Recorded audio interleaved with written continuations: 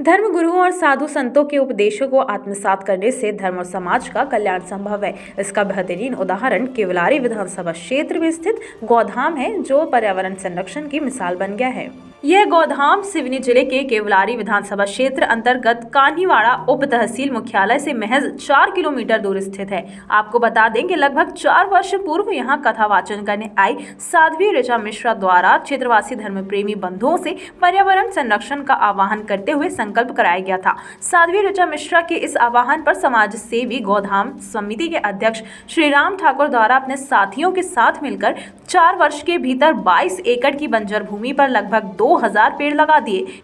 इन पेड़ों का लगातार संरक्षण और संवर्धन कार्य किया जा रहा है। साध्वी ऋचा मिश्रा के आह्वान पर समाज सेवी श्री राम ठाकुर से प्रेरित होकर सैकड़ों क्षेत्रवासियों द्वारा हर पर्व अपने व परिवारजनों के जन्मदिन आदि के अवसर पर पेड़ों को लगाया जाता है और इन पेड़ों के संरक्षण की जवाबदारी ली जाती है। अल्प प्रवास में गौधाम पहुंची साध्वी ऋचा मिश्रा द्वारा पर्यावरण संरक्षण और समाज हित में किए गए सभी अनुकरणीय कार्यों की सराहना की गई।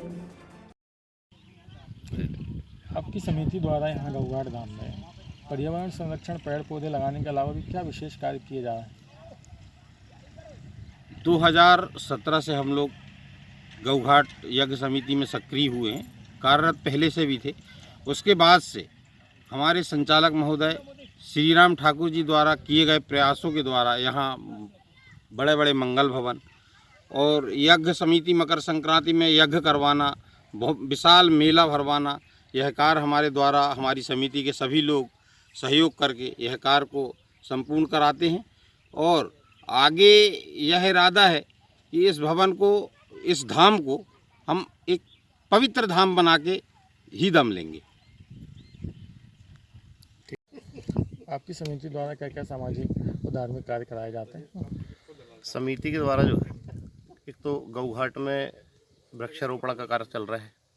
दूसरा, गौघाट में आगामी समय को लेके बहुत से ऐसे कार्य हैं, जैसे सामाजिक कार्य में शादियां हैं गरीब परिवारों की, और जो भी लोग यहाँ शादियां करना चाह रहे हैं उनके लिए सब व्यवस्थाएं बनाई जा रही हैं।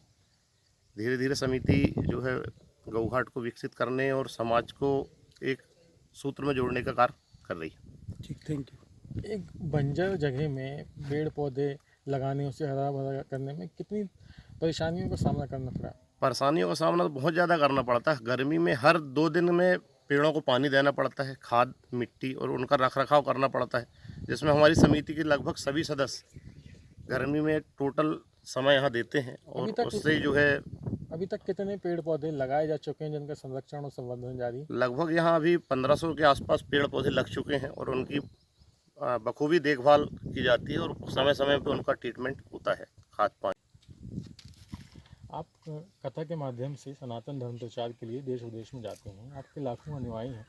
आपके अनुयायियों द्वारा जो कुछ अनुकरणीय कार्य किए गए बता सकते हैं? सबसे पहले सबको जय श्री राधे। जय श्री राधे। और मैं देश विदेश हर जगह जाती हूँ और मेरे जो अनुयायी हैं, जो भगवान को मानने वाले हैं, वो आप मूर्त रूप तो यहाँ पे भी देख सकते हैं गौघाट में। मैं कथाओं में हमेशा प्रकृति के विषय में चर्चा करती हूँ। और वैसे बहुत सारे ऐसे लोग हैं जो वृक्ष लगाते तो हैं, लेकिन लगाना बहुत बड़ी बात नहीं है। उसका संरक्षण, संवर्धन ये बहुत आवश्यक चीज़ है, जो मुझे गौघाट में देखने को मिला। और मैं बहुत हर्ष में हूँ, बहुत आनंदित हूँ। भैया श्री राम ठाकुर जी, गौघाट की सारी समिति सब मिलकर ये मेरी बात को सत्य साबित कर रहे हैं और बहुत अच्छा कार्य कर रहे हैं। इसके लिए धन्यवाद के पात्र हैं। आपके द्वारा और क्या क्या सामाजिक कार्य किए जाते हैं? मैं कथा तो करती हूँ, मुझे समाज सेवा में भी बहुत रुचि है। इसलिए मैंने नव उत्थान चैरिटेबल ट्रस्ट का गठन किया, जिससे मैं गरीब बच्चियों के विवाह का कार्य, उनकी शिक्षा का और अन्य इत्यादि का वितरण, ये सारे कार्य मैं करती हूँ। आ गया। आपके द्वारा पर्यावरण संरक्षण का, पेड़ पौधे लगाने का प्रण कब और कैसे लिया गया? वर्ष 2017 में इस गौघाट में राम कथा हेतु काशी से साध्वी ऋचा मिश्रा जी पधारी हुई थी। उन्होंने कथा के दौरान ही प्रसंगवश लोगों से आह्वान किया कि यह जो स्थल है, इस स्थल में बंजर भूमि में क्यों ना आप सब लोग अपने जन्मदिन या किसी महापुरुष की जयंती, राष्ट्रीय पर्वों आदि में वृक्ष लगाएं, ताकि पर्यावरण का संरक्षण हो सके। मैंने तब से ही संकल्प लिया कि मैं अपने परिवार के प्रत्येक सदस्यों के जन्मदिन में, महापुरुषों अपने आदर्शों के जन्मदिन में मैं वृक्षारोपण करूंगा। और निश्चित ही 29 मई को साध्वी ऋचा मिश्रा जी के जन्मदिन से ही हमने 10 पौधे लगा करके इस अभियान की शुरुआत की। इसमें हमारे समिति के सभी सदस्यों ने सहयोग किया और आप आज देख रहे हैं। अभी तक कितने पेड़ पौधे लगाए जा चुके हैं? वर्तमान स्थिति में इस गौघाट में हमारे द्वारा जो वृक्ष लगाए गए हैं उनकी संख्या 2000 से अधिक है। इसी दौरान 2 जुलाई और 17 को भी मध्य प्रदेश सरकार ने भी वृक्षारोपण का अभियान चलाया था, उसमें भी यहाँ पौधे लगे, परंतु हमारे द्वारा जो पौधे लगाए गए हैं यह उस अभियान के पूर्व से इस अभियान को शुरू किया गया। पौधे लगाना और पौधों का संरक्षण करना, उनका पालन पोषण करना कितना महत्वपूर्ण है?